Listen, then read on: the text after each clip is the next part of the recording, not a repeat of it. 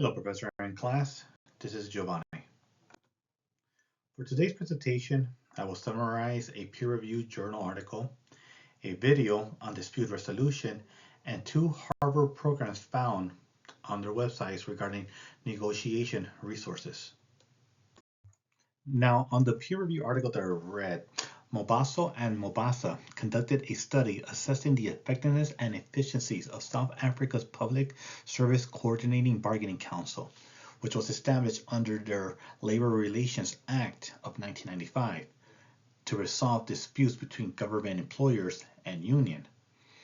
This study identifies 6 primary causes of labor disputes, including unfair labor practices, dismissals, miscommunication, economic pressure, and poor management staff communication. Now, in this study, 3 key themes emerged, those being improper dispute referrals, capacity challenges, and inadequate work experience.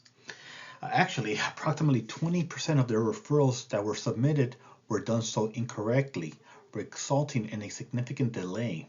Additionally, the study showed that union representatives often lacked training in dispute procedures, and arbitration timelines were frequently extended due to these delays. The authors ultimately recommended structured training programs, improved compliance with referral procedures, adherence to statutory timelines, and increased stakeholders' education. This study provides valuable insight into how dispute resolution systems can fail without proper design, oversight, and training, lessons applicable to public sector agencies worldwide. The Airtype Business School Module 5, which could be found on YouTube, provides an overview of dispute resolution and conflict management within labor relations and collective bargaining. It defines workplace conflict as disagreements that disrupt organizational operations and industrial harmony. The module identifies 4 types of conflicts: interpersonal, intergroup, employee-employer, and union management.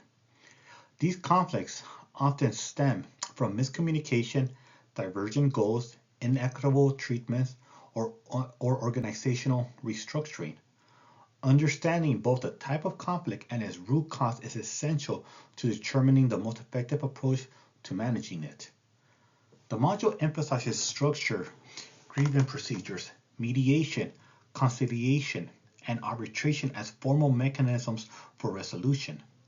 The key takeaway is that conflict is inevitable, but structured systems allow organizations to manage disputes proactively and prevent escalation. Lastly, the module emphasizes proactive communication between management and employees or union representatives as a preventative strategy. It underscores the importance of training and awareness, equipping leaders with conflict resolution skills that promote negotiation, compromise through interest-based approaches rather than positional disputes. Now, the next 2 resources can actually be found at the Harvard Law School's website. On this particular article, it provides a concise yet effective framework for designing dispute systems within organization. The article defines dispute systems design as the process of identifying, developing, implementing, and evaluating effective methods for resolving organizational conflicts. The framework consists of 4 key components. First, diagnosing the organization dispute patterns by examining the types of conflicts occurring, who is involved, how they are currently handled, and the role power dynamics plays in resolution. Second, apply the least invasive interventions possible, prioritizing cost, efficiency, and early resolution before escalating to more formal process. Third, ensure that relevant stakeholders are involved in the design process to promote organizational support and long-term effectiveness. Finally, evaluate the system's effectiveness by assessing whether disputes decrease, satisfaction improves, and relationship strengthens. Now, Harvard Law identifies 10 dispute resolution skills that individuals can use to manage conflicts more effectively.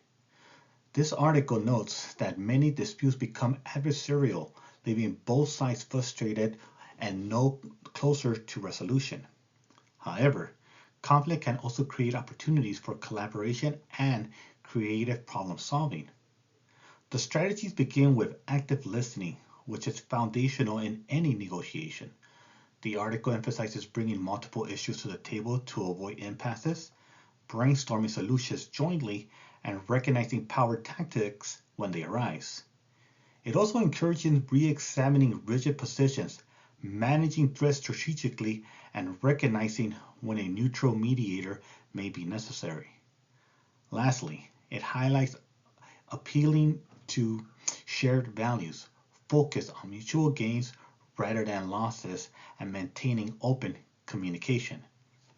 When applied collectively, these skills can transform disputes from adversarial confrontations into opportunities for growth and cooperation. Now, our textbook cautions that when organizations consistently demand more output, faster performance, and fewer resources, frustration and resentment become natural byproducts. This dynamic is currently evident within the Orange County Healthcare Agency's Mental Health Forensic Department. In 2024, the CARE Act was implemented with the expectations of linking individuals suffering from schizophrenia to appropriate treatment services. Originally, the team consisted of 10 behavioral health clinicians and 10 mental health specialists. Today, those numbers have been reduced to 6 of each due to a hiring freeze caused by financial constraints, including diminished tax revenue and a multi-million-dollar lawsuit. Despite the reduction in staffing, quarterly client assessments have increased. As a result, staff report feeling overwhelmed, underappreciated, and some have requested transfer to other programs. This situation presents a clear organizational conflict driven by increased expectation, reduced resources, and the perceived inequities in workload distribution. Now, the level of intervention that best suits this conflict is informal discussion. This issue does not primarily involve any legal violations or budget authority. Instead, it centers on morale, workload distribution, and the perception of inequitable costs by reduced staffing and increased expectations. Because the core concern is relational and organizational rather than legal, early informal dialogue between supervisors and staff is the most appropriate initial response. By having open discussion, stakeholders can voice their concerns, have their expectations clarified, and possibly have their workload adjusted. In addition to being appropriate, this level of intervention is the most financially responsible. Informal discussions require minimal resources and avoid the costs associated with formal grievances, mediation, or arbitration. Now, during a period of fiscal constraint within the public sector, prioritizing low-cost, early-stage conflict resolution is both practical and strategically sound. The goal of any dispute system design is not to resolve current problems, but also to prevent issues from escalating and to prevent similar conflict from reoccurring. For this conflict, the most appropriate training recommendation is a structured roundtable forum. A roundtable forum promotes collaboration among a diverse group of stakeholders, increases awareness of existing tensions, broadens perspective, and strengthens professional relationships. The CARE Act program team consists of forensic psychiatrists, licensed clinicians, mental health specialists, attorneys, and administrative managers, all of them working collaboratively under court mandates to serve clients. However, with such a diverse group, tensions often arise regarding role clarity, workload distribution, and perceived inequities. Many personnel are unclear about their counterparts' responsibilities, and frustrations regarding caseload expectations are frequently shared among staff rather than communicated directly to management. A structured roundtable forum would create a safe environment for open dialogue, clarifying roles and expectations, and promote mutual understanding before frustration escalates into informal conflict. Now, to prepare for the roundtable forum, management must model non-defensive behavior, including active listening, empathy, and the use of I statement. This reassures staff that their concerns are being acknowledged rather than dismissed. The forum should include a review of each position memorandum of duties or MODs to clarify responsibility and scope of work as defined by county contracts. Clear role definitions can reduce misunderstanding and perceived inequities. A structured brainstorming session should follow, allowing team members to explore how responsibility may overlap and how they can better support one another. Additionally, providing an updated information on the CARE Act and court expectation is essential given the legal requirements and consequences of noncompliance. Finally, focus training on court reporting, potentially including a standardized template, may alleviate workload stress.